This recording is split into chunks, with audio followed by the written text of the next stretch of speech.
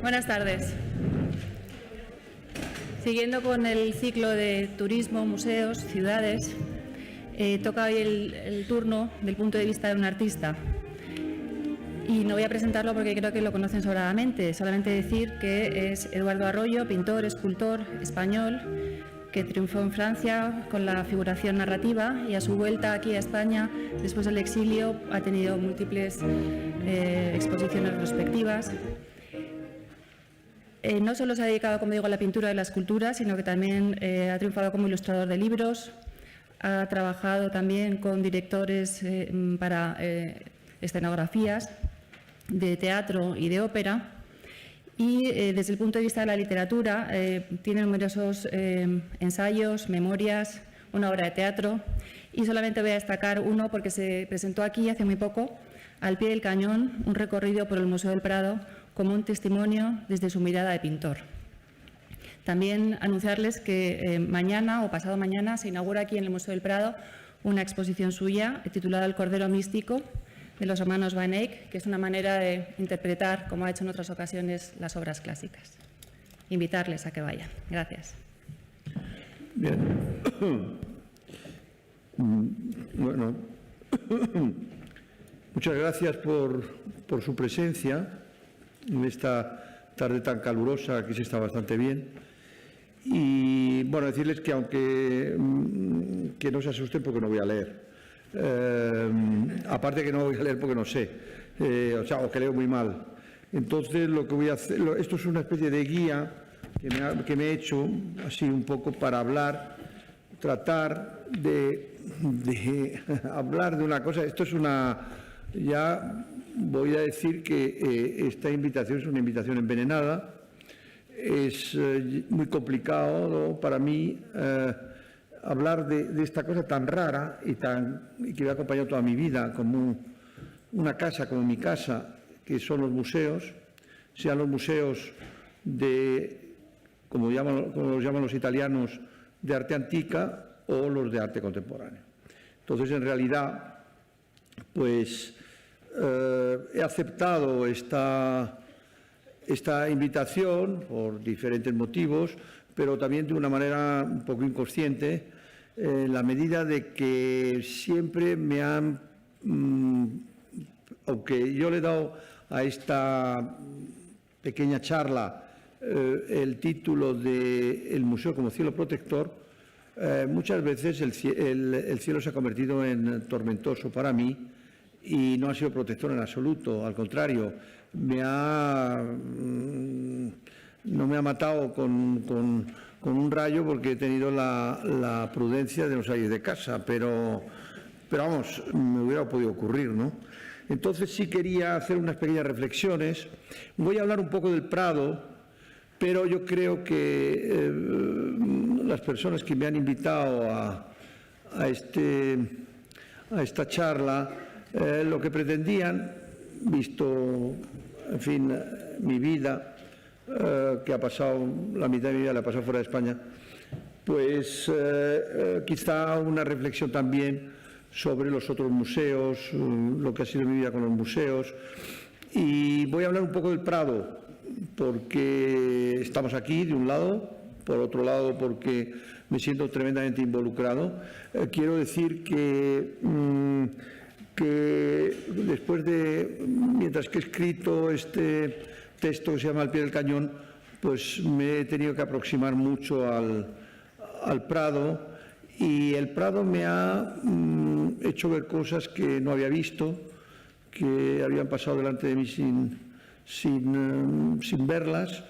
Me ha obligado a venir más y a renovar, digamos, mi relación con el Prado se ha hecho mucho más intensa de lo que yo podía imaginar, ¿no? Y bueno, entonces esta primera parte, digamos, será una parte un poco hablando del Prado como cielo protector, un Prado afectivo, un Prado que nunca me ha desilusionado, francamente. Y luego, pues sí comentaré algunas experiencias y algunas vivencias que he tenido a lo largo de mi vida con otros museos.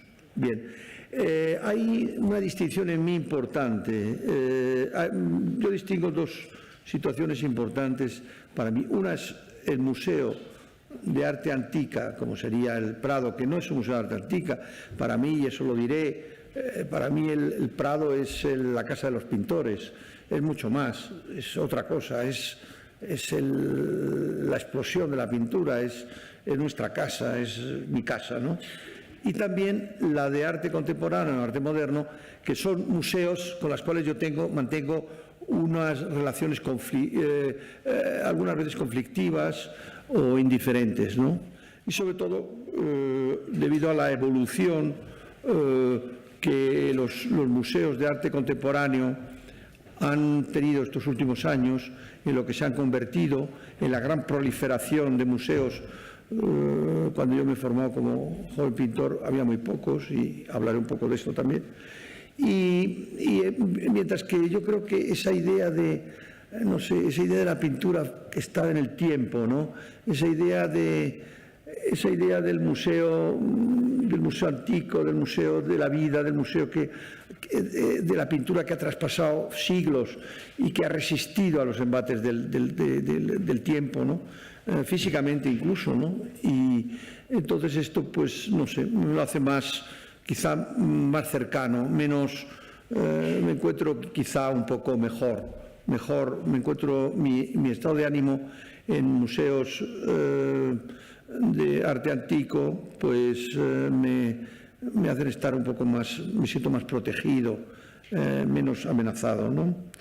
Habría que hablar primero de una especie de pequeño prólogo infantil. Yo he empezado a venir a este museo, sobre todo cuando este museo, que yo creo que se ha modificado de una manera muy sensible y que se ha ido naturalmente cada vez más, mejorando cada vez más y afianzándose cada vez más y cambiando cada vez más. Y, en fin, con respecto al Prado que yo he conocido de niño, pues francamente no tiene nada que ver, ni en sus dimensiones, ni en... Hombre, los cuadros estaban, pero ni la manera de mostrarlos, ni tantas cosas que no existen ya, que uno no imagina ni siquiera que hayan existido. Yo creo que a partir de la transición española, yo le doy a la transición española, al principio de la transición española, le doy un poco el cambio, más o menos lento, con avatares más o menos definidos, el cambio que este museo ha tenido, ¿no? Y sí, me acuerdo de un museo pues muy adusto, muy austero, ligeramente sombrío, solamente los cuadros un poco en la penumbra, en un cierto sentido, también las esculturas como fantasmas, un poco fantasmas blanquecinos, que producían en mí extrañas sensaciones, y sobre todo, de una manera muy afectiva, la primera persona que me trajo a este museo fue mi abuelo, que no era un hombre que tenía mucho respeto por la pintura, pero no conocía nada de pintura. Yo creo que le gustaban mucho los desnudos, y aunque eso no me lo decía. Y entonces venía a ver desnudos, que hay bastantes, cosa que comprendo, y luego también me llevaba, como su casa está en la calle Ibiza, pues entonces atravesábamos un poco el Retiro y nos íbamos a ver las exposiciones las exposiciones que están en el Palacio Cristal, en estos sitios donde eran pues los premios nacionales de la época, y ahí sí que había una cantidad enorme de desnudos y más modernos, y yo le veía con mucha más satisfacción que con el Prado, ¿no? Y bueno, ahí empecé a ver cuadros, pero sobre todo, claro, todas estas cosas son recuerdos que luego uno ha ido bordando, que uno ha ido ordenando, y que a lo mejor no eran así. A lo mejor son cosas que yo me he imaginado y que no han ocurrido. Pero yo creo que como la pintura está muy cerca de la literatura y la literatura está muy cerca de la pintura, pues a lo mejor todo esto se puede soportar. Yo creo que, aparte de los desnudos, mi abuelo lo que buscaba eran pedazos de paisaje, pedazos de cielo, sobre todo. Quizá porque él venía de un valle, que es el Valle de la Ciana, en las montañas de León, a las faldas del puerto de Litariegos y de Somiedo, donde verdaderamente la confrontación visual desde su casa de niño era una montaña, es una montaña muy cercana, como muchas veces las montañas son cercanas en la pintura. Las montañas lejanas es más bien Suiza, pero yo creo que, y luego veía, le interesaban los cielos, etcétera, etcétera, y ahí es donde, pues, no sé, me acuerdo aquel niño con la escopeta, mitad niño, mitad escopeta, del príncipe Baltasar Carlos, el cazador, o Felipe IV el cazador, o don Diego de Acedo, el primo, la adoración de los Reyes Magos sobre todo, y yo creo que él, San Antonio Abad, San Pablo, primer ermitaño, yo creo que eso le interesaba mucho, yo creo que esto le interesaba esos pedazos de paisaje donde efectivamente eso yo creo que ha mantenido en mí un gran interés. Es curioso, pero me doy cuenta muchas veces que cuando miro un cuadro, extrañamente lo que miro es el fondo, lo primero. Por ejemplo, es curioso, la fuerza de Velázquez es tan potente en la figura, es tan potente que en un cierto sentido nubla el fondo, ¿no? Mientras que curiosamente, cuando me acerco a la pintura de Velázquez, pues seguramente me acerco quizá con más intensidad a mi mirada para ver los fondos. Esos fondos que muchas veces aparentemente son bastante neutros o quizá no nos parecen importantes, y al contrario a mí me lo parecen, ¿no? Yo creo que él, en un cierto sentido, pues sí tenía esa esa mirada sobre montañas y cielos, mientras que yo correteaba por el museo y con esa costumbre que no he perdido de correr en los museos, es decir, que es acercarme lo más rápidamente a la salida, y por eso es difícil conmigo ver museos conmigo y exposiciones, porque cuando la persona que me acompaña está en el primer cuadro, yo ya estoy en el bar al lado del museo. Entonces es cierto que el museo pues produce en mí una gran angustia, produce una desazón bastante notable, y francamente me quiero liberar rápidamente. No solamente me detengo, me doy cuenta en cosas muy precisas, en cuadros muy precisos y en situaciones pictóricas bastante precisas. Por eso que también me sorprende mucho que me hayan invitado que haya sido invitado por los directores, el director de este curso, porque en realidad yo no soy un pintor que consuma mucho museo. Todo esto con moderación, pero en fin, todas estas cosas que yo digo, quizá habrá que matizarlas, pero yo creo que no tenemos tiempo. Entonces diré cosas que, como siempre, que no tienen sentido y que no obedecen a realidades ni a certitudes, pero en fin. Sí, es cierto que como Kafka, yo diría que el museo es algo agotador, que invita a sentarse verdaderamente en cuanto se puede en los escasos bancos duros en general de los museos, ¿no? Esto es una cosa que puede parecer, todo lo que dice Kafka, pues naturalmente es muy kafkiano, pero como es lógico, aunque esto es una perfecta perogrullada, pero sí, en este caso es cierto que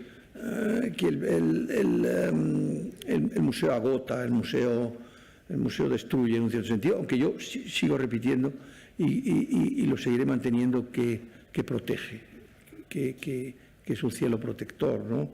Y bueno, yo creo que a veces las relaciones con los museos son muy variadas, muy complicadas. Yo creo que son complicadas porque la gente como yo que pinta, pues yo creo que se siente un poco, en un cierto sentido, de una manera, un cierto abuso, un poco propietario de los cuadros, de los otros. y pues no le importa nada, como también tiene una cierta, vive con los suyos propios, como en mi caso, por ejemplo, una cierta demistificación de lo que él hace, pues entonces tiene tendencia a meter la nariz en los cuadros, a olerlos, a tocarlos, a saltarse a la torera esa horrible barrera que ponen, en fin, a luchar desesperadamente, evitando al vigilante para tocar los cuadros, meterse con ellos, en fin, etcétera, etcétera, ¿no?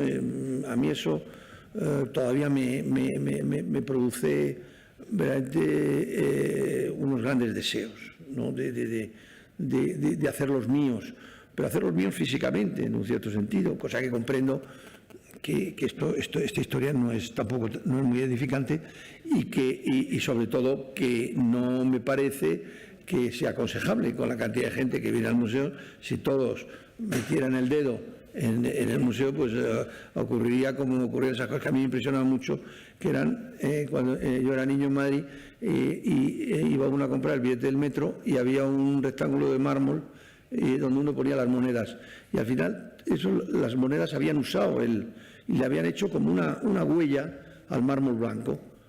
Y yo digo, pero ¿cómo es posible que solamente poniendo las monedas aquí y los billetes, los tickets del metro, estén horadando con esta brutalidad, casi como un suplicio chino de la gota, el mármol, ¿no? Entonces yo creo que, en fin, no es aconsejable. Y me han ocurrido, como a todos nosotros, yo creo, me han ocurrido algunas cosas antipáticas en algún sentido. Por ejemplo, en la Pinacoteca de Múnich, pues resulta que hay un cuadro mío que, sintiéndolo mucho por los alemanes, el que se lo regaló, pues hizo firmar el coleccionista alemán que le regaló este cuadro mío al museo, hizo firmar una carta donde el museo no saldría nunca del museo y siempre estaría expuesto. Hay que decir que no lo hizo por mí, obviamente, sino por una magnífica colección de Max Ernst que dio con este cuadro, porque conmigo se hubiera sido ridículo, no era imposible.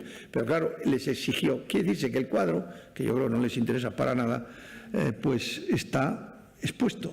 Y claro, cuando alguna vez he ido a verlo, por curiosidad, para ver cómo esto se comporta, pero muy pocas veces, con una cierta, digamos, una pequeña curiosidad, pero muy pequeña, pues uno de los vigilantes me vio meter el dedo en el cuadro y se enfadó de una manera absolutamente tremenda. Me subieron a los despachos y se puso esa cara insoportable que se le pone a uno. A mí no me han cogido nunca, no sé ustedes, pero cuando te enganchan en un supermercado robando. Entonces eso es una cosa una cosa terrible, en fin, no sé. Yo quizás si no he robado en los supermercados porque tengo miedo de que me cacen, y entonces claro, bueno, yo tuve que explicar con este malísimo alemán y tal, bueno, en inglés, otro malísimo también, y estos no hablaban, que yo era el que en realidad era el autor, y me dijeron que parecía mentira, que si, además que si era el autor todavía peor. Y entonces, pues en fin, eso fue una cosa bastante tremenda. Y siempre me impresionó mucho la institución en cuanto a defensa del cuadro. Por eso, pues comprendo, pero digamos que, no sé por qué, de una manera bastante injusta, pues yo pienso que el cuadro me pertenece y que lo puedo tocar. Y no solo el mío, obviamente, sino el de los demás, razón de más, ¿no? Pero esto no va en absoluto. Y ha habido casos muy curiosos. Hay una magnífica biografía, por ejemplo, de Cartier-Bresson, el gran fotógrafo francés, que está escrita por un biógrafo, un especialista de biografía, se llama Soulin, que cuenta un episodio que a mí me impresionó mucho, que es que Cartier-Bresson estaba fotografiando al interior de un museo un cuadro de Bonnard, y en este caso era una señora que vigilaba le arrebató la cámara y se la llevó. Le dejó sin máquina fotográfica a Cartier-Bresson. Eso me pareció bastante brutal, pero bueno, dije, él lo cuenta con bastante gracia, de una manera graciosa. O casos curiosos, como el caso de Bonnard, que ese sí que me impresionó siempre, que iba siempre con gabardina a los museos, aunque hiciera un calor enorme, e iba a sus cuadros y llevaba en la gabardina, era bastante, digamos, no muy pulcro, y llevaba la gabardina bastante manchada de pintura y todas estas cosas y tal, y al interior de la gabardina llevaba una pequeña paleta al óleo, que es una cosa que, como todo el mundo sabe, no mancha bastante, y entonces cuando estaban descuidados, pues sacaba un pincel y le pegaba 2 o 3 toques. Entonces eso también me había un poco... y otra cosa también, que es una cosa que me resulta difícil de aceptar. Bueno, yo es que en realidad hablo muy fuerte, y incluso sobre todo a mis amigos sudamericanos les molesta mucho porque creen que estoy enfadado con ellos, pero no es esto, es que hablo fuerte, ¿no? Y entonces también me gusta en los museos hablar bastante fuerte, y hablo fuerte, incluso gritar a veces. Cuando el cuadro me irrita profundamente, pues me dan ganas de gritar, ¿no? Y entonces, pues también veo con sorpresa que no me dejan hablar fuerte. Y entonces viene alguien a decirme que me calle. Entonces, esas cosas que son como... Entonces, todo esto que estoy diciendo sobre el museo no es exactamente protector, pero sí es protector lo que el museo, en un cierto sentido, me ha dado, o los museos me han dado. Cuando yo no vivía en España, ha habido una especie de nostalgia de esta casa, del Prado, porque en realidad yo, donde me he formado como pintor sin darme cuenta, ha sido en esta casa, porque hasta que fui a París, cuando fui la primera vez, tenía 21 años, yo no había visto un solo cuadro de arte contemporáneo, de arte moderno en mi vida. Solamente conocía los cuadros del Prado, y no los conocía mal, porque ahora explicaré por qué. Entonces eso me daba la idea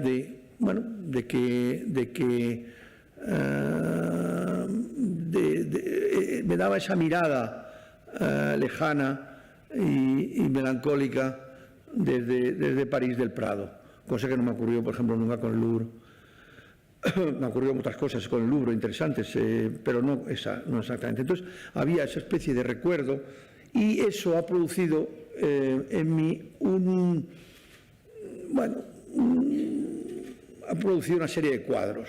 Esto que voy a decir no tiene ninguna originalidad. La mayor parte de pintores que yo conozco toda su vida han tenido la tentación de copiar cuadros, de manipular cuadros ajenos, de trabajar sobre cuadros ajenos, de pastichear, como dicen los franceses, cuadros ajenos, y los grandes pintores siempre han estado muy interesados como ejercicios de estilo, como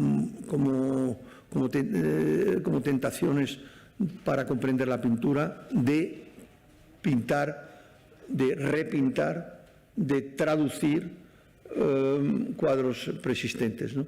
En realidad, por eso digo que esto no es original, pero yo he hecho algunas cosas, sobre todo la mirada lejana sobre Velázquez, en 1964, un cuadro donde yo me representaba, me hacía pasar por hijo de Velázquez, y Velázquez me sostenía en sus brazos, y yo era un niño bastante feo, de 2 años, con unos volantes, y Velázquez me tenía eso, y el cuadro se sigue llamando, está en una colección privada, Velázquez mi padre. O, por ejemplo, la maja de Torrejón de Goya, o, bueno, varios cuadros que tienen relación con el Prado, pues los he tratado los he un poco manipulado y los he repintado, En fin, yo creo que esto es una costumbre bastante corriente, ¿no? Y no solo el Prado. Luego espero poder hablar ligeramente, porque creo que no quisiera hablar mucho del Cordero Místico, porque el Cordero Místico a partir de mañana se podrá ver y creo que no necesita comentarios cuando esta serie que he pintado del Cordero Místico de Van Eyck está en el museo. Pero sí puedo hablar de la copia tamaño natural, y lo haré, de la Ronda de Noche de Rembrandt y mis viajes a Ámsterdam para tratar de desentrañar la cosa que me interesaba más, que era la pincelada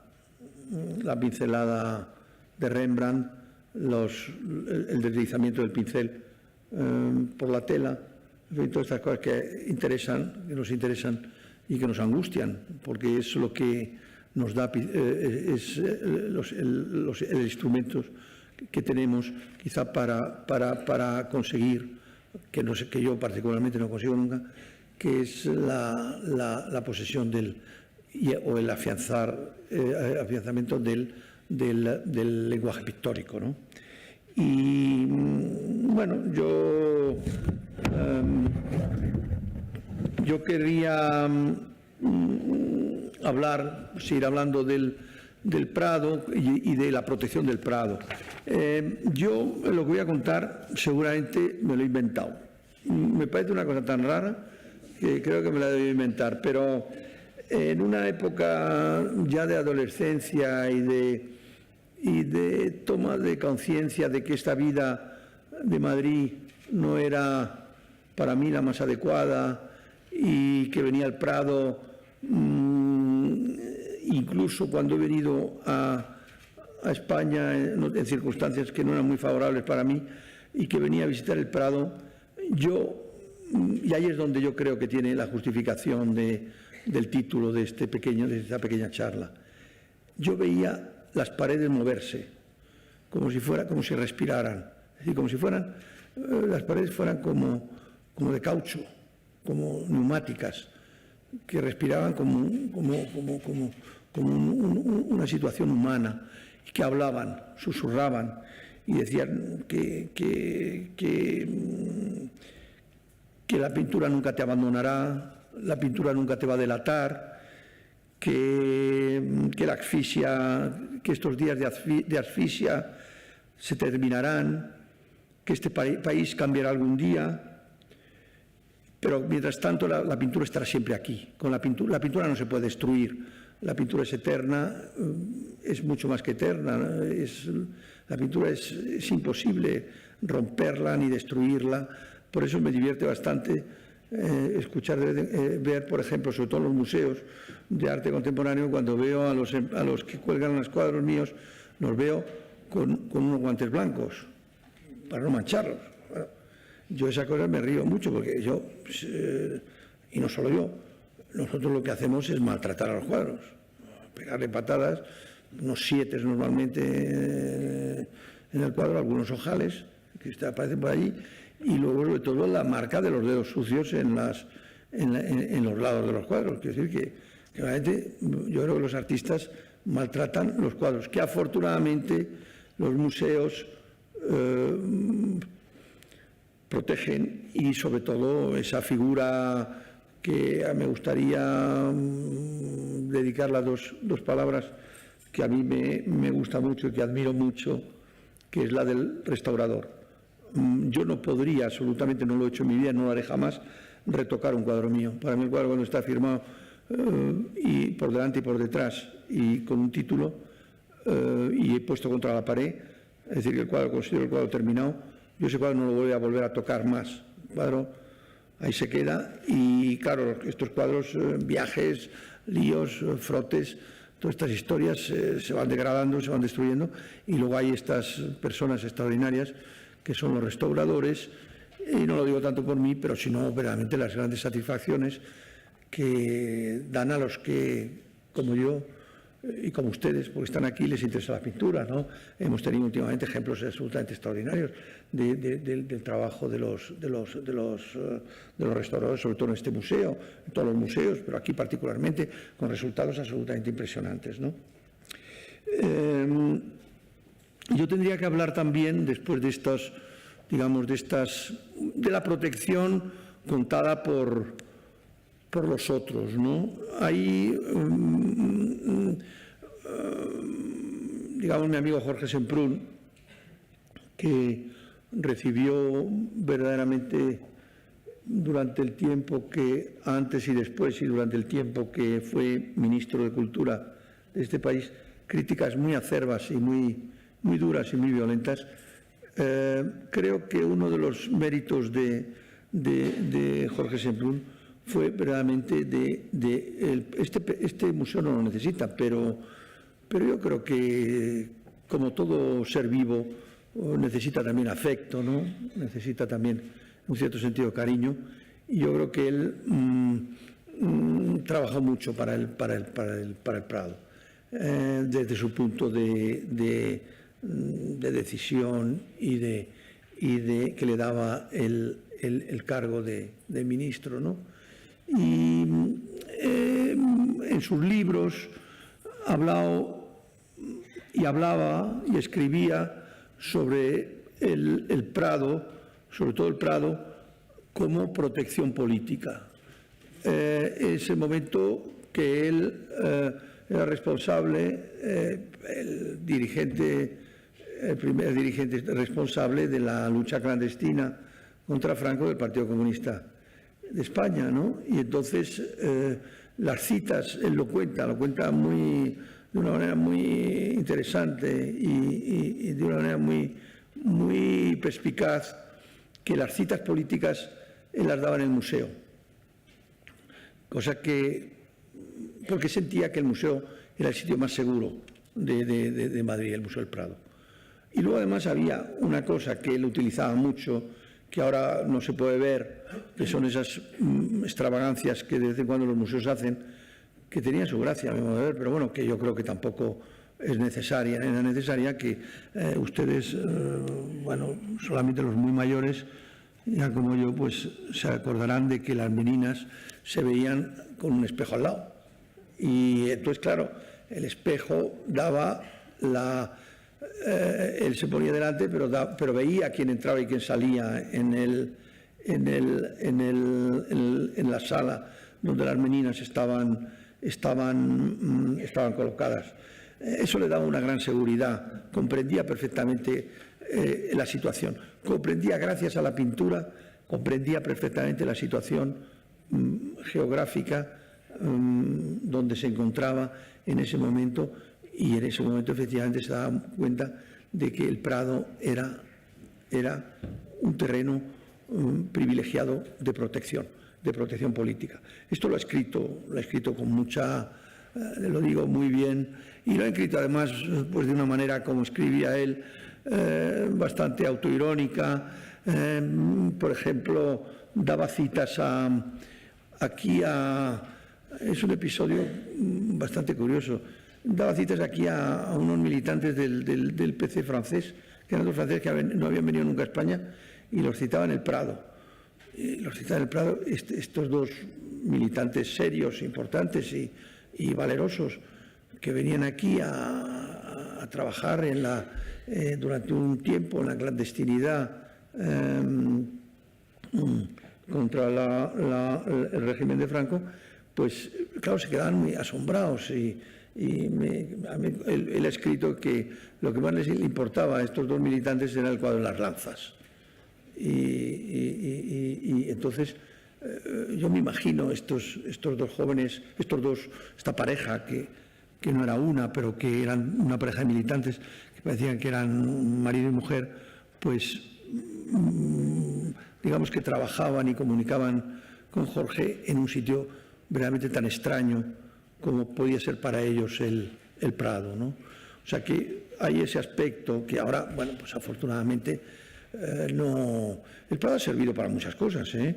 Ha servido, como a mi abuelo, para digamos, como dicen los franceses, se enjuagar el ojo con los desnudos, pero ha servido para muchas cosas y sirve todavía para muchas cosas.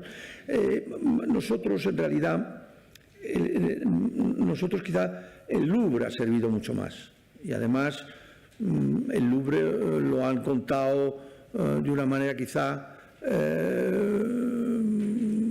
los escritores, de una manera, digamos, más anecdótica, más divertida.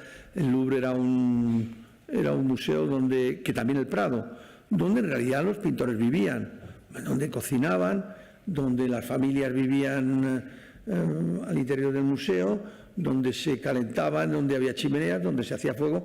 En fin, hasta que hubo un momento en el Louvre que se tomaron decisiones importantes para que eso no se convirtiera realmente en un foco de desastres, ¿no?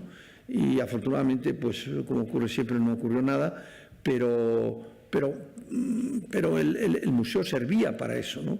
Como también el Prado ha servido. Por ejemplo, no sé, yo me acuerdo que cuando era niño y pasaba por el estanque del Retiro, con mi abuelo, también me sorprendía mucho la cantidad de soldados que estaban al lado del estanque, que estaban pues con chicas, cortejando a chicas quizá de su pueblo, y había muchas chicas y también muchos soldados, y venían mucho al Prado en la época de Manet, cuando Manet visitaba el Prado, ¿no? Lo dice que la cantidad de soldados que venían, y quizá pues como también pues esta idea de que los museos pues están frescos en el verano y calientes en el invierno, y eso sí sigue, ¿no? Entonces son sitios absolutamente de protección. Y luego hay aspectos, digamos, menos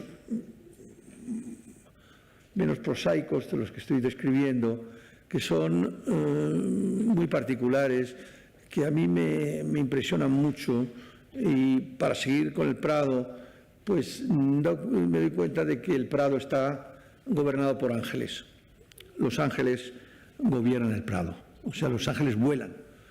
Los ángeles salen de los cuadros y vuelan y revolotean, y hay tantos cuadros de diferentes pintores y de diferentes épocas que están coronados por ángeles que vuelan. Hay uno que no vuela, que es el único que no vuela, que a mí me impresiona tremendamente, que es el cuadro del niño ángel que consuela a Jesucristo, que está al lado de él y lo abraza, de Antonello de Messina. Es el único cuadro de Antonello de Messina que tiene el Prado, que compró afortunadamente, que el museo compró en 1965. A mí me parece un cuadro magnífico, me parece un cuadro extraordinario, un cuadro de un dolor, de una intensidad pictórica extraordinaria, donde verdaderamente la pintura rompe totalmente el cuadro, y sobre todo literariamente da una intensidad a ese dolor de Cristo, con esta sangre, digamos, que emana del costado. Y en fin, y ese creo que es uno de los raros ángeles que no vuelan, o algunos sí, pero que no vuelan, se han posado, pero han volado, ¿no? Se ve que han volado. Yo creo que los ángeles es una cosa que en los museos, naturalmente no solamente en el Prado, los museos hace que los museos, que sepamos, nos hacen ver quién manda verdaderamente en los museos, y nos damos cuenta de que quien manda verdaderamente en los museos son los ángeles. Quisiera hablar de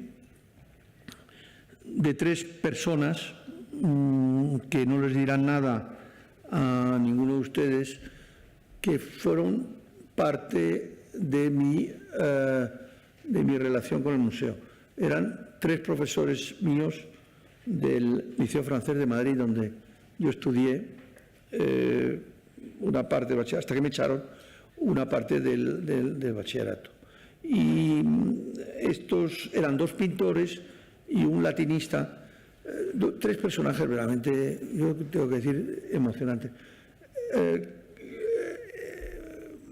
Invitaban a venir con ellos al museo. Seguramente ellos sentían la exigencia de venir al museo, pero también de traerme con ellos, y ellos pensaban que, en fin, que no estaba mal lo que yo hacía, decían que les gustaba lo que yo hacía, como dibujaba, sobre todo, porque yo lo que hacía era dibujar y qué tal, y que tenía que venir al museo y no sé qué, no sé cuántos, y me acompañaban. Y he venido muchas veces con ellos. Y los dos pintores, verdaderamente tremendamente interesantes, desconocidos hoy. Uno, Carlos Pascual de Lara, que me encanta recordarle, un hombre que murió, yo diría, terrible, que murió de frío en su estudio del Escorial, un hombre muy delicado, que ganó el concurso para la decoración del techo del Real y que desgraciadamente nunca se hizo. Esas cosas. Se ganó el concurso, pero seguramente no le pagaron y luego no se hizo. Cosas que ocurren normalmente, en fin, en estas situaciones, ¿no? Y el otro era el señor Manaut Viglietti, que era un personaje que había estado 5 años en la cárcel, en Carabanchel, y creo que luego retrospectivamente, claro, nosotros estas cosas no se sabían, luego lo hemos sabido, pero este hombre, luego más tarde, su hija, que era compañera nuestra en el liceo, pues empezó a tratar de mostrar la obra del padre, que es una obra absolutamente magnífica. Es una obra llena de dolor, muy a la Daumier, en un cierto sentido, porque es los retratos de grupos de encarcelados en Porlier y en Carabanchel. Retratos macilentos de esa humanidad sufriente que me han impresionado mucho, que en aquella época naturalmente yo no sabía y que lo he sabido después. Me hubiera encantado poder hablar con él, como también me hubiera encantado poder decirle a Carlos Pascual de Lara que, a fin de cuentas, pues soy uno de los suyos, ¿no? Soy uno de los suyos porque pinto. Porque digo que soy uno de los suyos porque había unas cosas muy curiosas. Cuando dábamos esta vuelta al Prado y me llevaba a ciertas cosas que a él le interesaban, me las explicaba, algunos no me acuerdo. Me había impresionado naturalmente mucho Velázquez, ya me impresionó mucho Velázquez. Pero, por ejemplo, luego, pues a la hora de, bueno, tenía una tertulia, digamos, en un café que está en la Puerta del Sol, que ha desaparecido, no me acuerdo cómo se llama, que está en la esquina de la calle de Carretas con la Puerta del Sol. Y ahí tenía una especie de, digamos, de reunión, de peña, de tertulia, antes de comer, y con otros pintores. Y había 4 o 5, y yo me sentaba allí, yo tenía pantalones cortos, estaba allí sentado, los oía hablar, y me impresionó mucho, porque uno de ellos se veía que era gente que no tenía muchos medios, que tenía muchas dificultades, que lo de ser pintor no es como ahora ser pintor.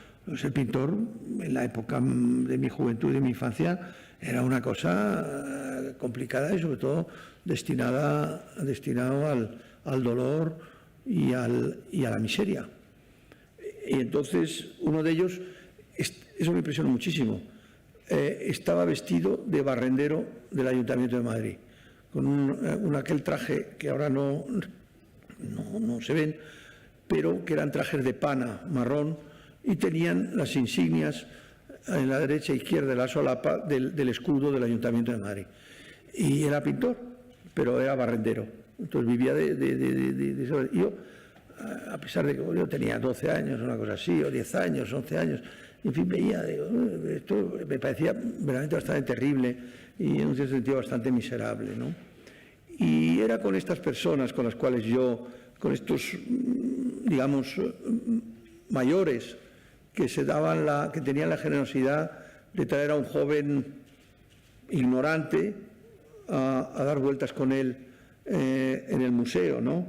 Sin contar a otro un profesor que se llamaba Juan Astorga, que terminó en el exilio ya tardío, en el exilio económico, que también era profesor del liceo francés, era profesor de latín y griego, y que terminó decano en la Universidad de los Andes, en Mérida, en Venezuela.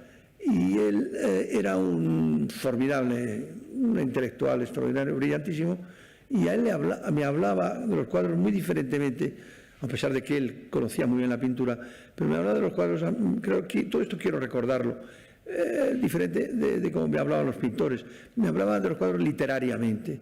Yo creo que eso para mí ha sido muy importante. Me hablaba de la historia, me hablaba de la literatura, y ha hecho en mí, yo creo que es la persona que más ha hecho por mí, sin darse cuenta, de esa relación que yo quiero mantener a ultranza y de una manera muy, digamos, muy fuerte entre la literatura y la pintura, cosa que en general no está bien visto, porque mucha gente piensa que la pintura es pintura y que no hay que mezclarla con otros aditivos, ¿no? Que hay que dejarla por su cuenta y que no hay que mezclarse, mientras que él, y luego él daba una lectura de la historia, una lectura de la historia como me gusta a mí ahora, o me ha gustado siempre, que es pensar la historia no como fue o como nos cuentan que fue, sino como yo hubiera querido que fuera. Y esto es una cosa que siempre me ha interesado mucho, ¿no?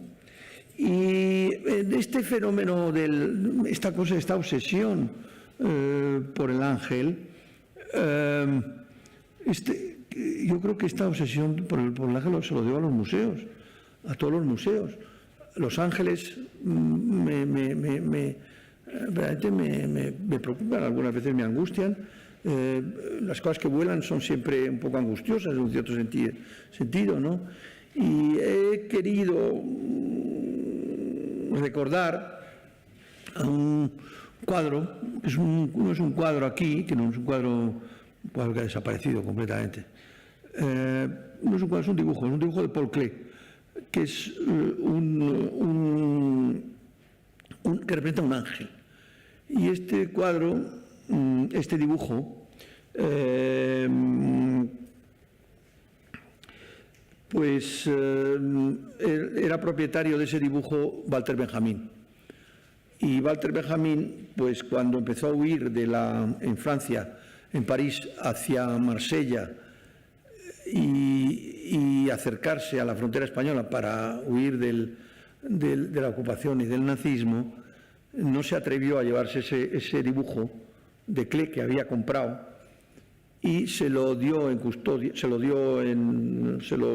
pidió que se lo guardara al poeta francés Luis Aragón, que no se sabe qué ocurrió con él, y que, en fin, yo de luego a Luis Aragón no le hubiera dado nada, pero eso es otro tema.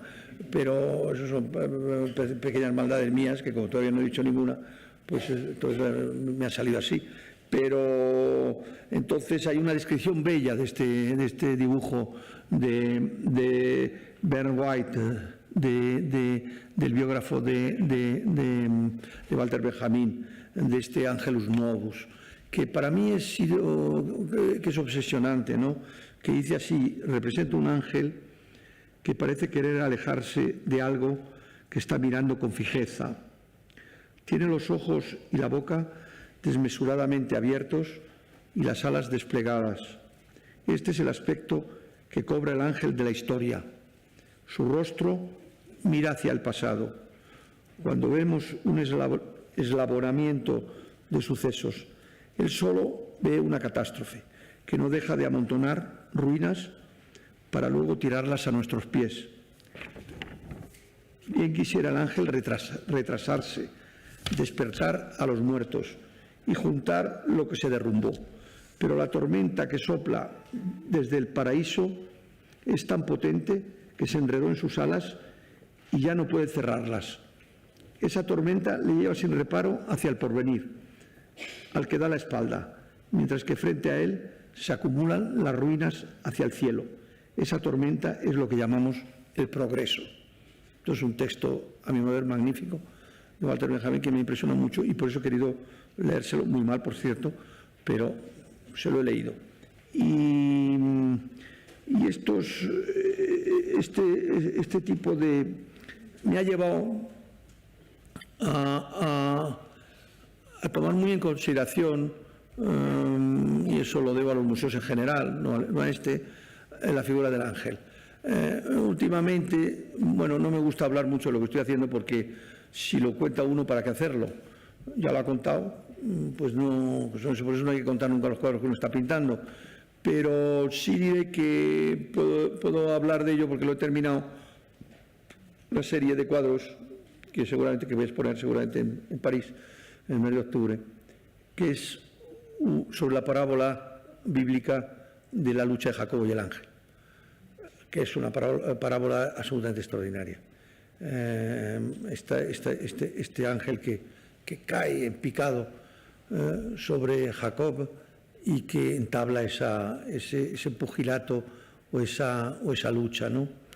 Para decir con esto que sí, no quiero entrar más en detalles de este tipo, pero sí para decir a qué punto verdaderamente los ángeles tienen un sentido muy importante, ¿no? Muy importante.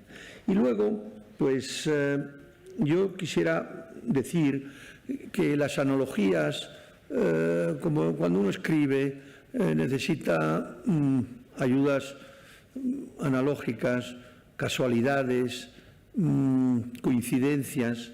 Yo creo que también cuando uno mira un cuadro, pues también las necesita. Yo creo que no por tanto para comparar, sino para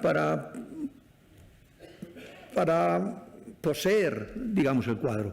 Es decir, cuadros que a lo mejor están muy lejos unos de otros, que están en diferentes museos, por ejemplo. El Prado tiene dos Rembrandt.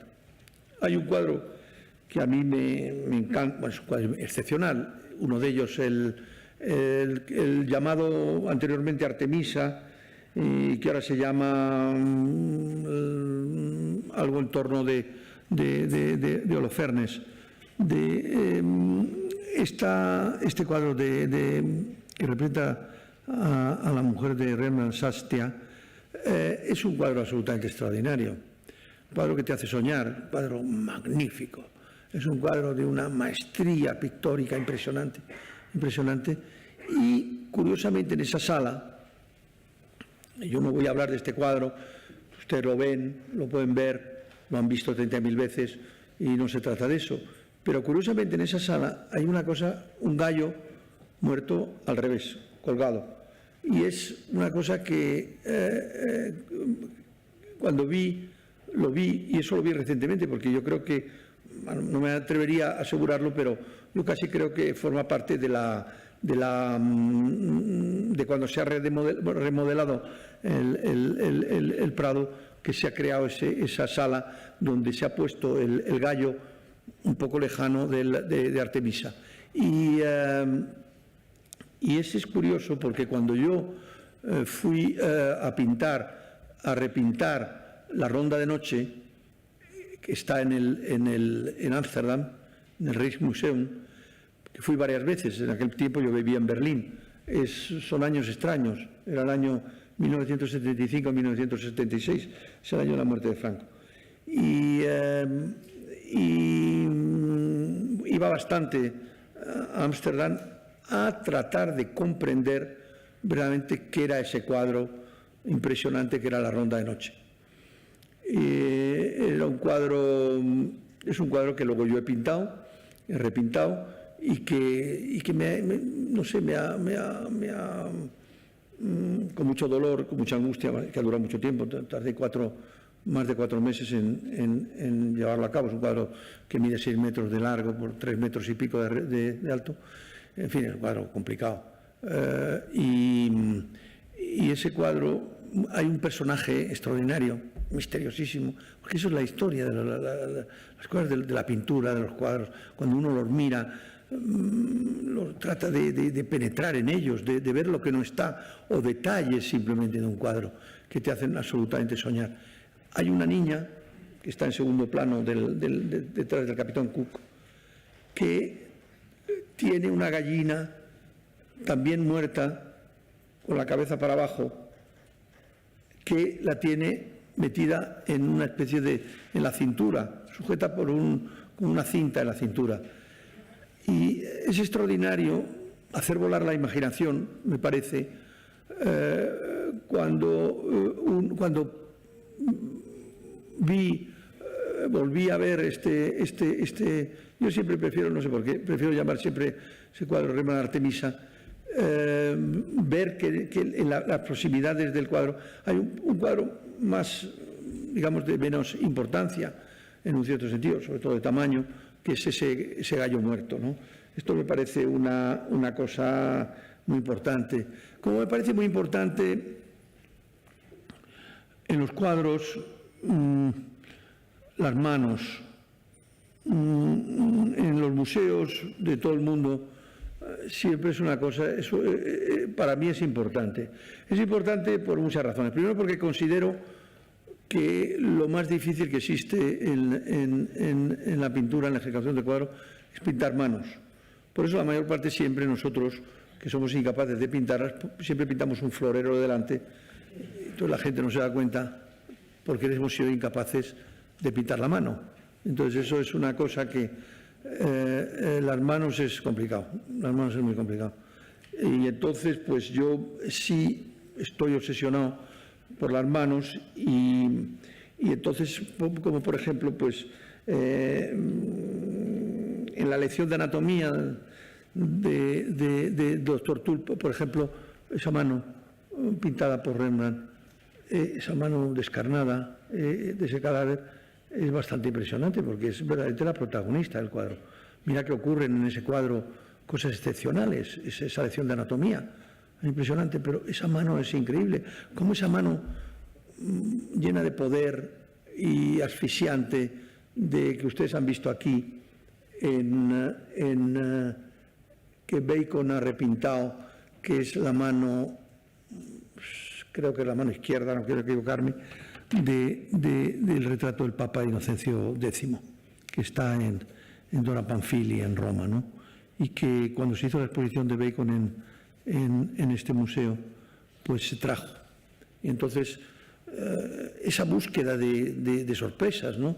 Esa búsqueda, me he dado cuenta que, bueno, Eugenio II decía que el museo había que visitarlo con amigos o con un amigo, y es cierto, yo creo que hay que visitarlo con un amigo.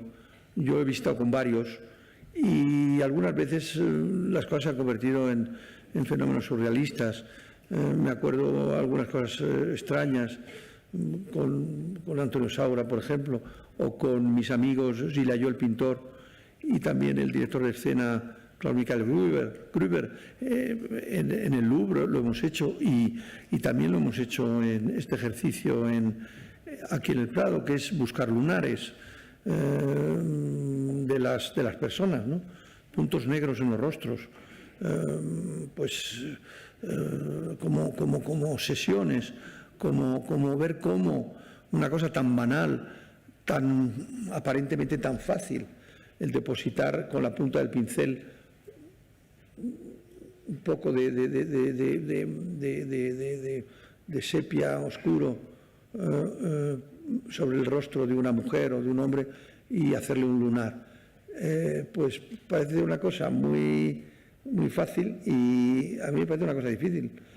Y entonces esa búsqueda, esa cosa, digamos, no sé, pequeños detalles que hacen que el cuadro, en un cierto sentido, que la obra sea magistral, que la obra sea importante para nosotros, ¿no? Eso es una cosa que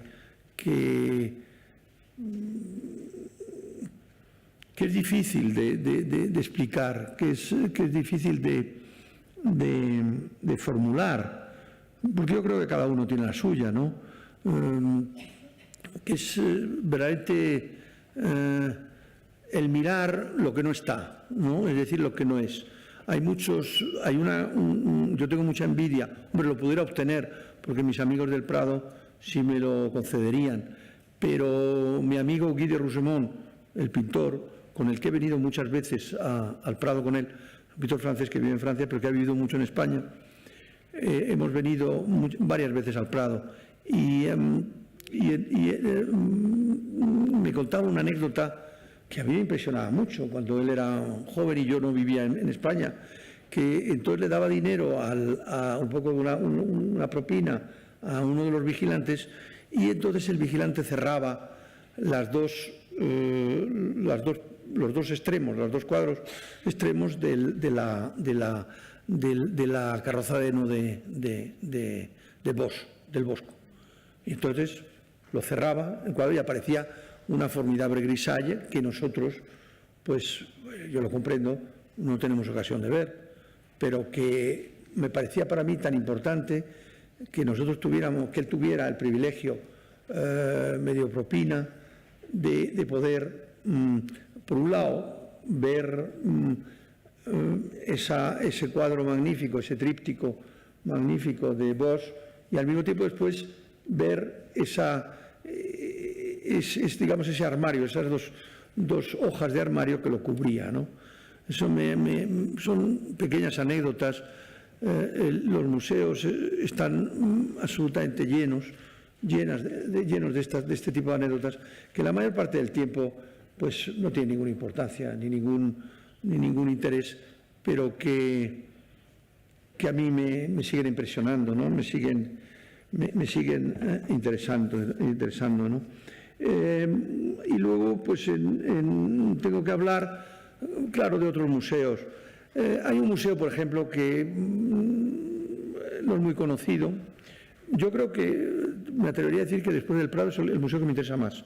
Es el National Portrait de Londres, el que está en Trafalgar Square.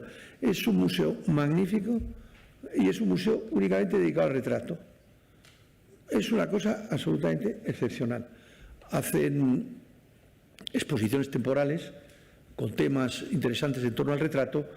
A mí el retrato, tengo que decir que para mí es el paisaje por excelencia, mucho más que el paisaje. Es decir, el rostro es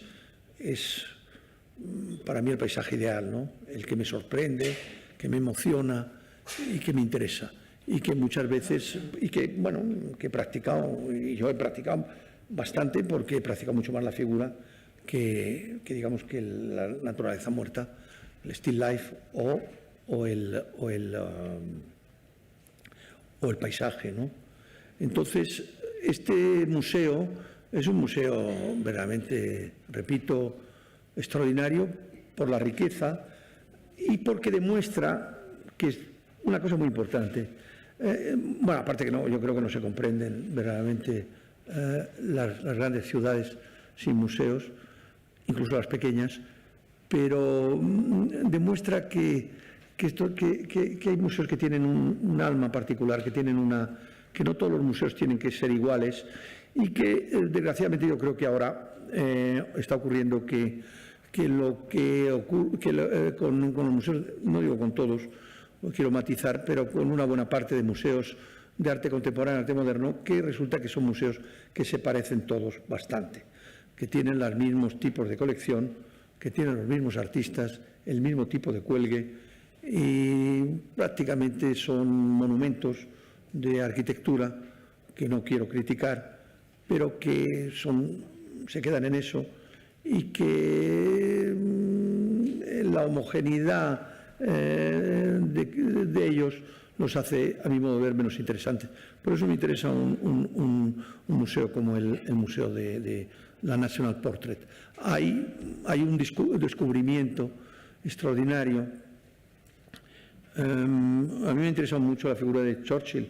Creo que es uno de los raros españoles, lo he leído en italiano, que he leído la autobiografía de él, muy interesante. Y hay un retrato de Sickert en ese museo de Churchill joven. Y Sickert es un personaje verdaderamente interesante porque hay mucha gente que apunta que era el autor, que era Jack el Destripador, que le daba por pintar, pero también por matar. Y bueno, yo creo que la pintura es asesina.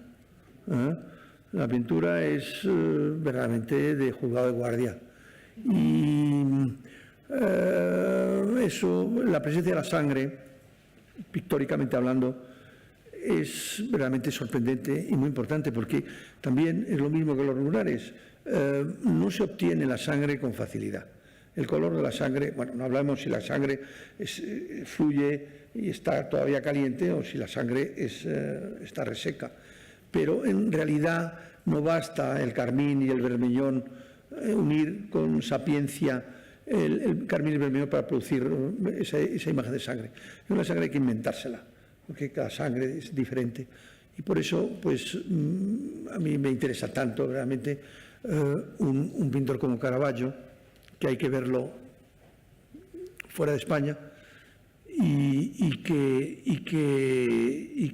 impresiona porque se trata de un pintor asesino.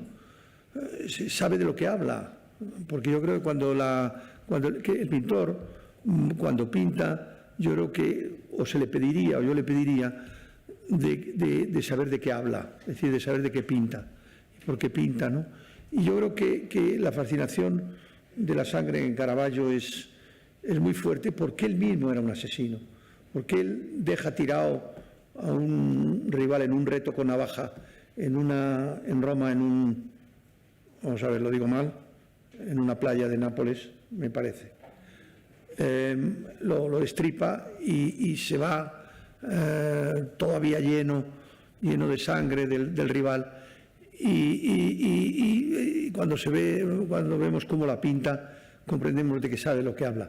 Como también una exposición de Sickert en un pequeño museo inglés, desgraciadamente ahora no recuerdo el nombre, donde él pintaba sórdidos desnudos de prostitutas y de mujeres en dificultad y que se anunciaba ya, a mi modo de ver, el final, es decir, ese final que muchas veces mucha gente curiosamente le ha atribuido.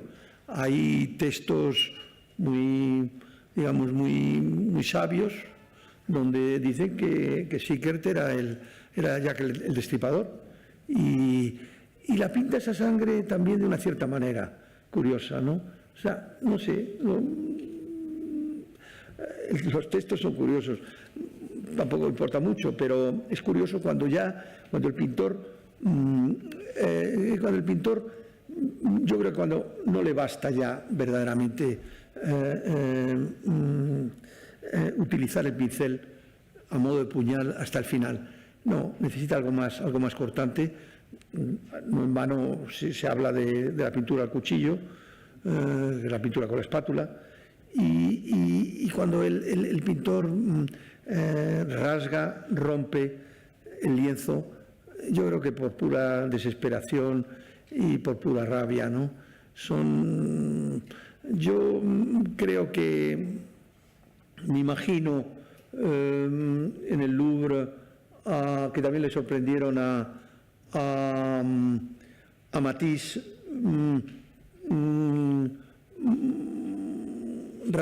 rascando la pintura de una pintura de Chardin, creo, que ahora no me acuerdo qué era, seguramente que era una naturaleza muerta de Chardin, rompiendo él mismo la pintura, no ya lo contrario que hacía Bonnard, que completaba su pintura, sino rompiendo la pintura para comprender, porque el problema era comprender ese misterio, esa cosa que no se comprende, esa cosa incomprensible que es la pintura, ¿no?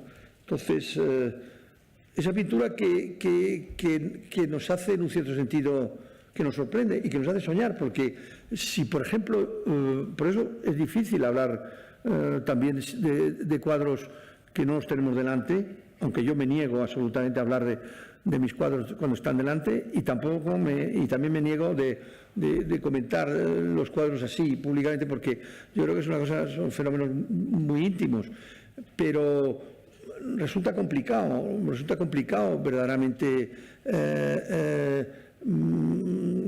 tratar de de romper ese misterio, ¿no? Ese misterio que hace la pintura grandiosa. Es curioso porque leyendo cosas sobre el Louvre, anécdotas sobre el Louvre, repito que si aquí si está la Casa de la Pintura, yo creo que el Louvre, aparte de ser un museo absolutamente magnífico, que es es otro tipo de museo, pero es un museo lleno de anécdotas, y anécdotas sobre todo muy literarias, muy divertidas, donde todo el mundo ha escrito y, en fin, yo creo, no sé, ya creo que no tendré tiempo, pero se podría hablar de eso. Yo creo que estamos llegando al final y parece ser que bueno, hubiera podido hablar un poco le voy a decir de lo que hubiera podido hablar, del pobre Georges Linaer, que era un amigo de Derain, gran pintor, grandísimo pintor, que no se toma en consideración, que se desplomó muerto mientras estaba copiando con su caballete un cuadro de Cimabue en el Louvre. Y luego, pues nada, algunas cosas más sobre el Louvre, que ya tal. Luego, para terminar, porque yo creo que ya hay que terminar, sí me gustaría dar dos palabras, que cuando uno va, no a los museos, pero va a ver un cuadro, por ejemplo, preciso en algún sitio, en alguna iglesia. Yo no soy muy amigo a mí los museos me angustian, y las capillas y las iglesias también.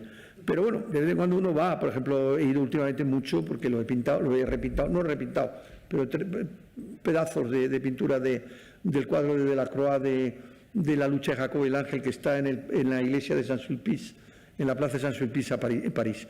Entonces uno va a esos sitios y va a ver un cuadro, y va a una iglesia a ver un cuadro, que es lo que ocurre un poco con esas cosas esas coincidencias divertidas, que a lo mejor esta es una para terminar esta charla, que espero que no ha sido un poco demasiado tediosa y larga, pero bueno, que Stendhal habla de la Santa Croce en Florencia, y curiosamente he visto en sus memorias que cuando fue a visitar la Santa Croce, hace 2 siglos exactamente, cuando lo leí, era el año pasado, el mismo día que yo fui a ver la Santa Croce, en el mismo mes donde se desencadenó una terrible tempestad sobre Florencia. Todo se puso negro, y es curioso que por esas coincidencias de las lecturas, que vi que Stendhal 2 siglos antes había vivido la misma experiencia que yo. Entonces, ¿por qué uno va a la Santa Croce? Bueno, en Santa Croce la pintura se ve mal. Lo que se ven son las esculturas. La escultura como fantasmas. Son mausoleos de hombres ilustres en glorias de la cultura italiana, como Rossini, o como Dante, o como Galileo, o como Ugo Foscolo, como Maquiavelo, y son en realidad fantasmas. Son magníficas esculturas en mármol, pero en realidad lo que uno va a ver en esta Santa Croce son fantasmas, como cuando venimos a los museos y venimos a ver ángeles. Muchas gracias.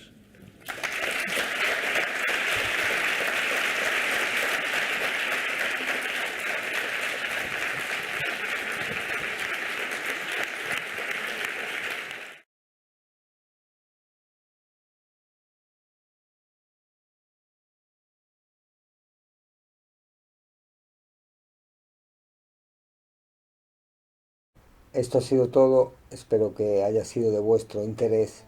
No olvidéis darle a me gusta y compartir el vídeo, suscribiros al canal si aún no lo habéis hecho y activar la campanita para que os lleguen todas las notificaciones.